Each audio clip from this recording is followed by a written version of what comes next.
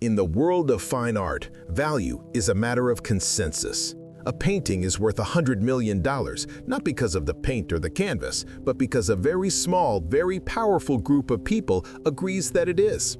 This consensus is protected by a high priesthood of experts, critics, and auctioneers. And in this world, Genevieve Reed was the ultimate arbiter of truth. She was an art authenticator, but her gift was more than just science. She had what the old masters called the eye, an almost supernatural ability to feel the rhythm of a brushstroke, to sense the hesitation in a line, to detect the ghost of a forger's lie hiding beneath a century of varnish. Her reputation was built on a foundation of unshakable integrity.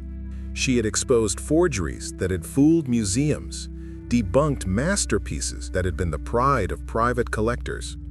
Each authentication was a quiet battle between her eye and the ghosts of history's most brilliant liars. Her mentor, the venerable and universally respected Sir Alistair Finch, the same character from our previous story, now positioned as the grand old man of the art world, had once told her, "The artist speaks their truth. The forger speaks a lie. Your job, my dear, is to listen for the accent." For Genevieve, every painting had a voice, and she was the one who could hear its true story. The moment that would define her life arrived in a velvet-lined crate. It was The Veiled Prince, a long-lost masterpiece by a 17th century master, unearthed from a forgotten private collection. It was set to be the star of the season's biggest auction, with an estimated value of over $200 million. The entire art world was in a state of euphoric anticipation. The painting was brought to Genevieve for the final official authentication, a last seal of approval before its coronation. From the moment she saw it, she felt a strange, discordant note. The painting was technically perfect, the composition was sublime, the colors were breathtaking, but it had no accent. It was a beautiful, hollow echo. She took it back to her lab and began her ritual. The science confirmed her suspicions. Microscopic analysis of the pigments revealed a trace element that was not available until 50 years after the artist's death. The X-rays showed underdrawing techniques that were uncharacteristic of the period. The evidence was small, subtle, but undeniable. The painting was a forgery. A masterpiece of forgery, perhaps the greatest ever created, but a forgery nonetheless. She knew what this meant. To declare it a fake would be to detonate a bomb in the heart of the art market, embarrassing powerful people and erasing a fortune. But for Genevieve, there was no choice. The truth was the truth. Genevieve presented her findings in a quiet, closed-door meeting with the auction house chairman and their chief legal counsel. She laid out the scientific evidence, calmly, methodically, expecting a professional, albeit disappointed, response. Instead, she was met with a wall of cold, smiling denial. The chairman patronizingly suggested her equipment might be faulty. The lawyer hinted that such a controversial finding could be career-ending. They made it clear the painting was going to be sold with or without her approval. The consensus had been reached, and her inconvenient truth was not welcome.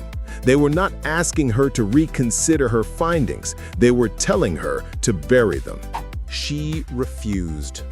The next day, she went to the only man she believed still cared for the truth above all else, her mentor, Sir Alistair Finch. She found him in his private study, surrounded by his priceless collection. She laid out her evidence, her voice filled with an urgent plea for his support. Sir Alistair listened patiently, examined her report, and then looked at her with an expression of profound paternal disappointment. "My dear," he said softly, his voice like silk and steel, "the art world is a delicate ecosystem. This painting, real or not, has become a cornerstone of this season's market. To remove it would cause a collapse that would harm everyone, from the great museums to the smallest galleries. He was asking her to see the bigger picture. He was asking her to compromise her soul for the sake of stability. This was the ultimate betrayal. With Finch's silent approval, the art world machine turned against her. The auction house released a statement questioning her recent erratic behavior and her unorthodox methods. Whispers and rumors began to circulate. She lost a major museum consultancy contract, then another. Her phone stopped ringing. Colleagues she had known for decades would cross the street to avoid her. She was excommunicated, declared a heretic, cast out from the very temple she had spent her life protecting. She was alone, a pariah, armed with a truth that nobody wanted to hear. The auction for the Veiled Prince was the social event of the year, a grotesque celebration of the lie she had tried to stop. She watched the live stream from her darkened lab, a silent witness to her own defeat. The auction was ferocious, a battle of egos and fortunes. The final hammer fell at a world record price, $250 million. The room erupted in applause. The lie was not just accepted, it was validated, celebrated, and canonized into art history. As Genevieve watched the smiling face of the auction house chairman on her screen, she felt a profound, chilling realization. She had lost the battle of evidence. To win the war, she had to stop trying to prove them wrong.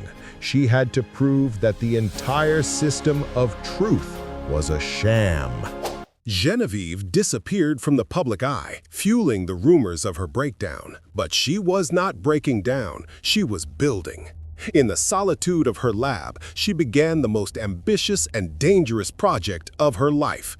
She would not expose a forgery, she would create one. A forgery so perfect, so philosophically and historically sound that it would not just fool the experts, but seduce them.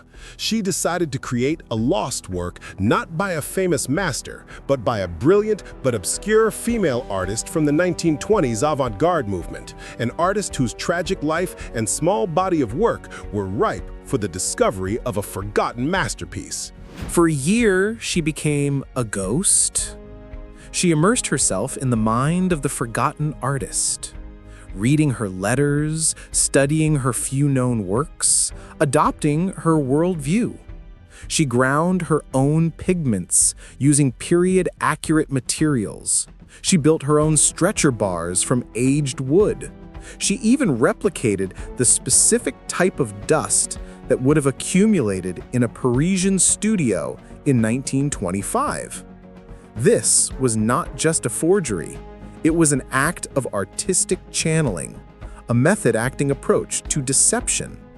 She painted with the artist's signature blend of fierce confidence and subtle insecurity, creating a work that was not just a copy of a style, but a plausible extension of a soul. Now she had to give her masterpiece a history, a provenance. She spent months carefully inserting her fictional painting into the historical record. She forged a single entry in the archived logbook of a long-dead art dealer. She used her knowledge of chemistry to artificially age the ink on a single page. She created a fake, faded photograph of the painting hanging in the background of a 1930s cocktail party and anonymously donated it to a historical society. She was not just creating a painting, she was creating a ghost story, a series of tantalizing, subtle clues for the art world to discover and piece together on its own. The final step was to release the ghost into the world. She consigned the painting, through an anonymous third party, to a small, respectable but not top-tier auction house in Geneva. She knew the major houses would be too cautious. She gave the painting a modest, almost insultingly low estimate, knowing that the thrill of a bargain would attract the sharks. The painting was titled Shattered Elegy. She then anonymously leaked a single one of her clues, the fabricated photograph, to a young, ambitious art blogger known for his love of uncovering forgotten female artists. The trap was set. Now she had to wait for the consensus machine to do what it does best: create value out of a compelling story. The art blogger's post about the forgotten masterpiece went viral overnight. Shattered Elegy was no longer just a painting, it was a cause célèbre, a symbol of a lost female genius. The story was irresistible. Art historians, critics, and collectors, eager to be part of the next great discovery, began to flock to the small Geneva auction house. They all discovered the other clues Genevieve had planted: the logbook entry, the historical records. Each discovery, championed by a new expert, added another layer of authenticity, another coat of varnish to her perfect lie.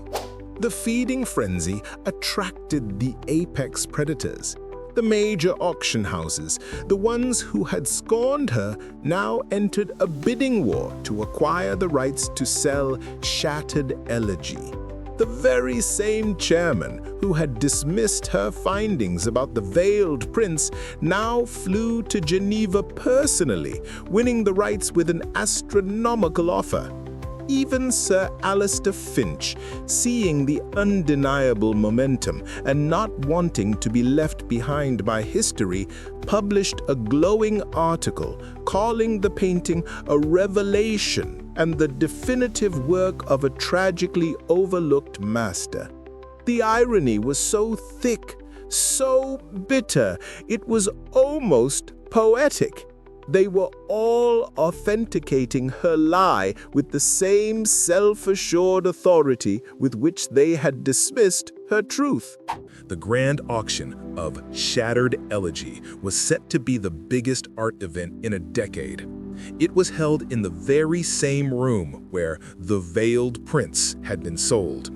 The marketing was immense, framing the event not as a sale, but as the long-overdue coronation of a forgotten queen of the art world. The pre-auction estimates soared from a few $100,000 to over $100 million. Museums and the world's wealthiest collectors prepared for a historic bidding war.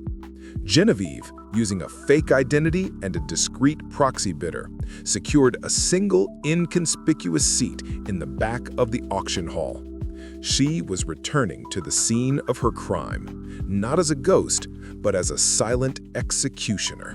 The bidding began. It was a ferocious, dazzling display of wealth and ego. The price leaped in $10 million increments. The auctioneer's voice was a hypnotic rhythm, the flashing numbers on the screen a testament to the power of a story well told. The price climbed past 100 million, past 150. The room was holding its breath. Finally, the hammer fell. Sold for $180 million. The room erupted in thunderous applause. The lie was now officially the truth, consecrated by the holy water of the market. The chairman of the auction house beamed. Sir Alistair Finch in the front row nodded with satisfaction. The consensus machine had delivered its perfect and perfectly fraudulent verdict. As the applause began to subside and the champagne corks started to pop, the auctioneer prepared to move to the next lot. But a single figure rose from the back of the room. Genevieve. She began to walk slowly and deliberately down the central aisle towards the stage. A murmur went through the crowd. Isn't that? What is she doing here? The auction house chairman's smile froze on his face. Sir Alistair Finch's expression turned to one of cold, dawning horror. They thought she was there to protest, to heckle. They had no idea she was the puppeteer, and she was coming on stage to take her final bow. She reached the stage, took the microphone from a stunned auctioneer, and turned to face the silent, baffled audience. "Good evening," she said, her voice calm and clear, echoing through the vast hall. "I want to congratulate the new owner of Shattered Elegy. You have purchased a beautiful, powerful, and emotionally resonant painting." She paused, letting the tension build. "You have also purchased a complete and utter fraud, a fraud that I myself conceived, researched, and painted in my laboratory over the last 12 months. A collective gasp sucked the air out of the room. The silence that followed was absolute, a silence of pure, stunned disbelief. Before anyone could react, before security could rush the stage, she revealed her masterstroke. "Of course, you don't have to take my word for it," she continued, her voice still perfectly even. She gestured to the painting. "The final layer of varnish I used was mixed with a unique synthetic isotope that is completely invisible to the naked eye. But," she pulled a small pen-like device from her pocket, "it glows a rather brilliant green under a specific frequency of ultraviolet light." She clicked the pen. A beam of UV light hit the canvas. The entire painting, every brushstroke, every color, suddenly fluoresced with an eerie, undeniable toxic green light. It was not a painting anymore. It was a confession, signed in invisible, radioactive ink. The chaos that erupted was legendary. The story was not just about a forgery, it was about the complete and utter humiliation of the entire art establishment. Genevieve had not just exposed a single fake painting, she had exposed the fakeness of the entire system. She had proven that the expert eye was a myth, that the consensus was built on story and hype, not on truth. She had held up a mirror to the art world, and it had shattered. The value of the veiled prince collapsed overnight. Lawsuits flew, reputations were irrevocably destroyed, and in the center of the storm she had created, Genevieve simply walked away. In the years that followed, the art world slowly, painfully began to rebuild. The old guard was swept away. A new generation of curators and experts rose, humbled, and far more reliant on a synthesis of science and connoisseurship. The market became more transparent, more skeptical, and ultimately healthier. Shattered Elegy, the perfect forgery, was not destroyed. It was purchased by a modern art museum and is now displayed in its own room, a permanent, glowing green monument to the institutional arrogance it exposed. It is considered by many to be the most influential piece of performance art of the 21st century. And what of Genevieve? She faced no legal consequences. The buyer, an anonymous corporation, was too embarrassed to press charges, and the auction house quickly settled out of court to avoid further scandal. She never authenticated another painting. She didn't need to. Her point was made.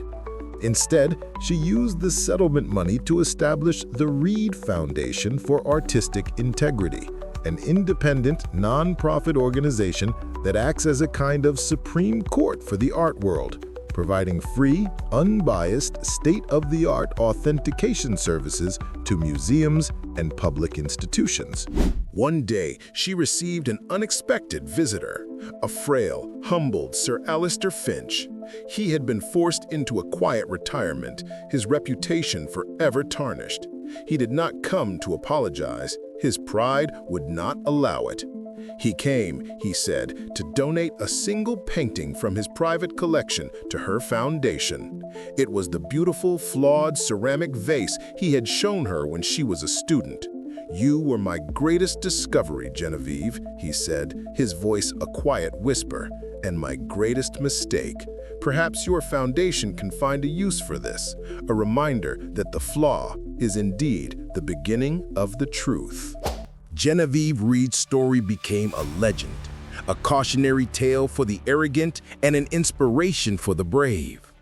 She proved that the most entrenched systems of power are often the most fragile, built on a foundation of collective belief that can be shattered by a single audacious act.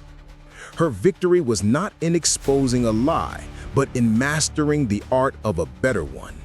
She became the ultimate paradox, a forger who fought for authenticity, a destroyer who forced a rebirth, and the quiet intellectual who taught a world of experts that the only real truth is the one that can withstand the harshest light.